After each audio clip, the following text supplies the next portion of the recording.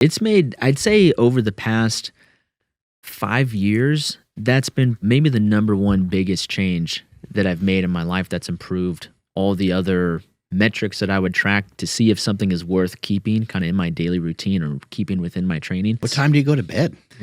Between 7 and 8, depending on kind of what's going on. I'll take my last walk of the day with my wife around 7, and then we'll be in bed by around 8 o'clock. She goes to bed around the same time? Yep. How do you guys do that with the brightness right now? Because I can understand winter, but right now it's like bright at 7 p.m. It is. It's a little tough, but we have eye masks and things. And, there we go. She doesn't do the mouth tape, but I do the mouth tape. And why all are the they other against stuff. the mouth tape? I've noticed. Even I my girl need you doesn't. on mic, dude. Even my girl doesn't do mouth tape, and I'm just like, what the fuck? Like, why doesn't your wife do it? So she says, I think for her it's like a nervousness thing. So she says like, even though she doesn't snore, she's the feeling of not being able just to open her mouth to breathe. She said like she's still taking some time to get used to it, but it's for me, like I've felt like after a couple minutes of having the tape on, you just like control your breathing, you can kind of relax a little bit. But yeah, she doesn't do it, but maybe eventually she will.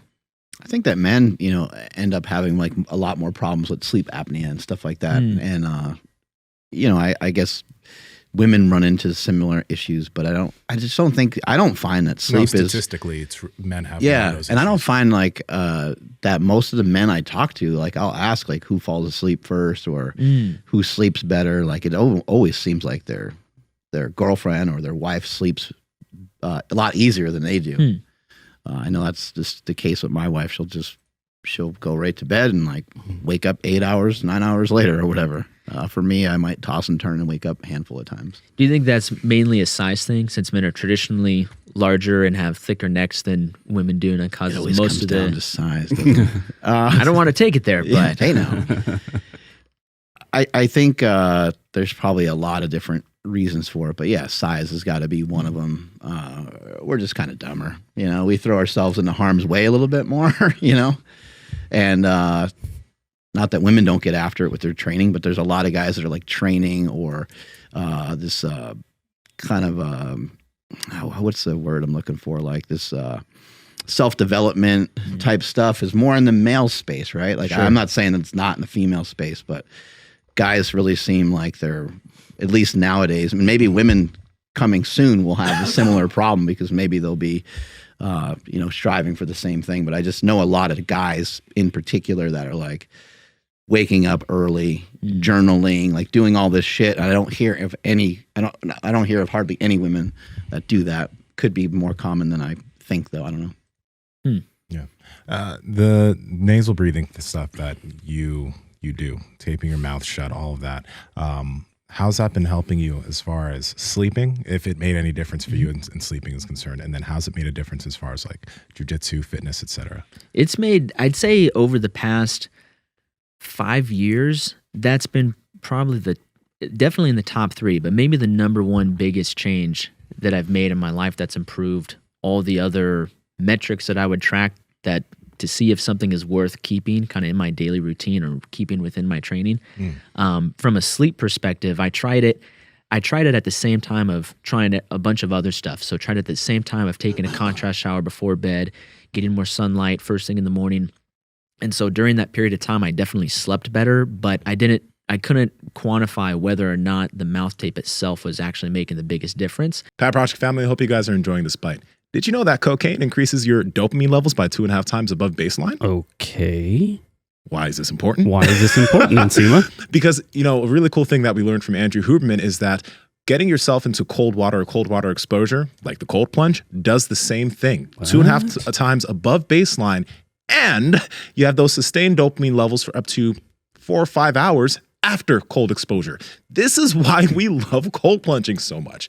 I cannot say this enough. It has been one of the best additions to our daily routines. If you can't already, just take cold showers. But if you want to take it to the next level, get the cold plunge. And Andrew, how can they do it? You guys got to head over to thecoldplunge.com and at checkout, enter promo code PowerProject to save $150 off. I keep saying it. I'm going to keep saying it till I'm blue in the face and not blue from the cold, blue from holding my breath. This has been the absolute best thing I've ever done for my mental health.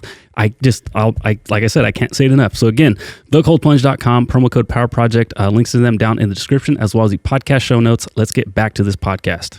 And coincidentally, I ran out of those Somniflex mouth tape strips, and I immediately noticed a huge difference. And I wouldn't say like my sleep was horrible, but I definitely noticed a difference. And that little bit of a difference over the course of 2-3 months, it definitely adds up. And if you're an athlete and you're trying to get better and make small improvements in any area that you can, those 2-3 months can definitely add up either for you or against you. And so after recognizing the deficit that I was in for those couple months, I brought the mouth tape back in, and then sure enough, immediately started sleeping better, was staying asleep longer. I have an app on my phone that it gives you like a quality of sleep reading. I have no idea how accurate those are, but if they are consistent with like I slept great and it said I had a good reading, I slept horrible and it said I had a low reading. What does it use to track it? So I put it says you're supposed to put it face down under your pillow by your head, and it listens to you and it tracks like how many times you're tossing and turning and stuff. I know if you have something that you can wear, it's probably a little bit more accurate. So looking at that for what it's worth, that definitely was correlated with improved sleep when I started putting tape over my mouth. And then performance-wise, the nasal breathing, that was like an immediate, there was an immediate increase in conditioning when I started nasal breathing.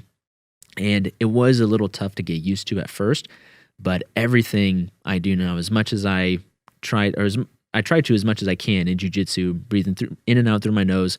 All the conditioning we do is nasal breathing specific.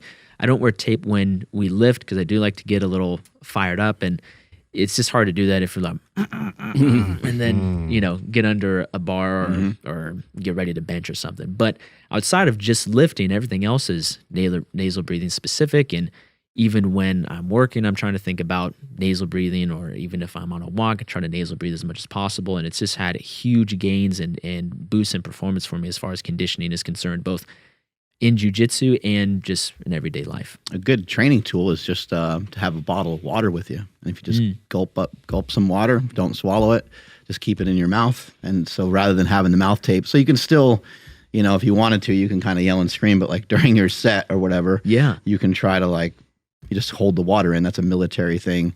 They do it on runs sometimes. Sometimes they'll have people run a marathon that way, which is pretty wild. I've heard of that, and there's a book. But you can just spit it out, like whenever, if you were training, you could just... Yeah. There was a book that I read that talked about Spartan culture and the different things that they would do, and part of their training was to fill their mouth with water, and they measured the exact volume of water that they would drink, and then at the end of the run, everybody was responsible for spitting it out and refilling that cup or whatever they drank from. And I think in the context of the book, it was to develop mental toughness and all that stuff. But I think there's a lot of other added benefits to it besides mental toughness. Guys, we're working hard over here trying to learn, trying to bring our information to you, and we need your help. A lot of you guys watching these bites aren't subscribed, so just click that red subscribe button and hit the notification bell so you can see when we continue to come out with this heat. Talk to y'all later.